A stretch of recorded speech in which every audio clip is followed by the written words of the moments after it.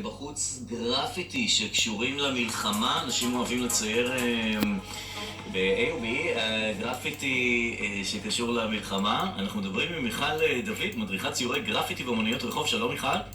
שלום, היי. בוקר טוב. תגידי רגע, אז קורה בתל אביב אני מניח, שכבר אנשים מציירים על קירות דברים שקשורים? האמת שזה קורה בכל הארץ. בכל הארץ. למה?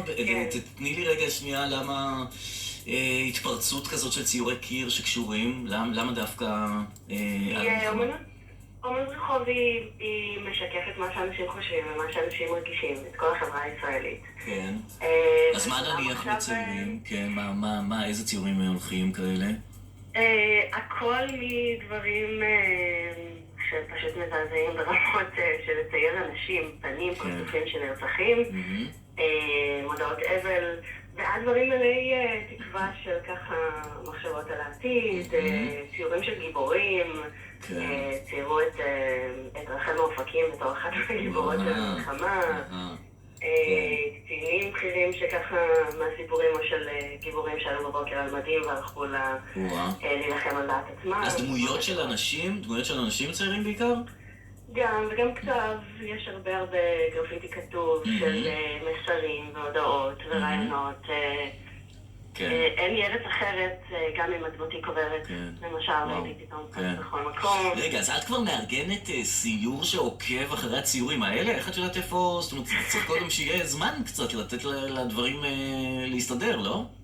האמת שזה קצת מלמטה. אני יצאתי להסתובב ברחובות כי זה מה שאני עושה, אני מסתובבת בפלורנטין ופשוט נפעמתי לראות כמה דברים יש בחוץ.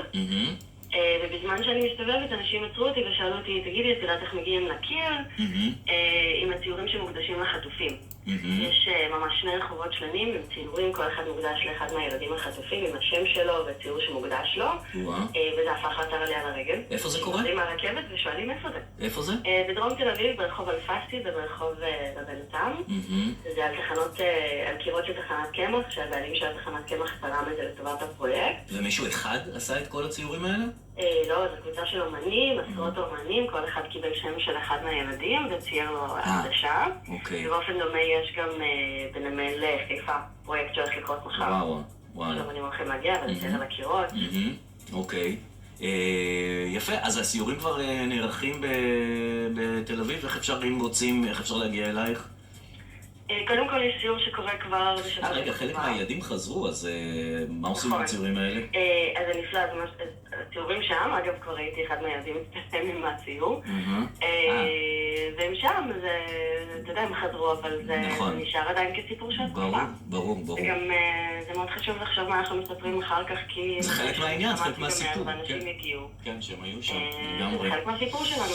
אז אם רוצים, מיכל דוד, מדריכת ציורי גרפיטי ואומנויות רחוב, זה קורה בתל אביב. אם רוצים לפנות עליך בפייסבוק, אני מניח?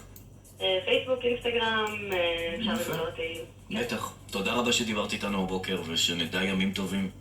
נכון, תודה רבה לכם. להתראות, ביי ביי.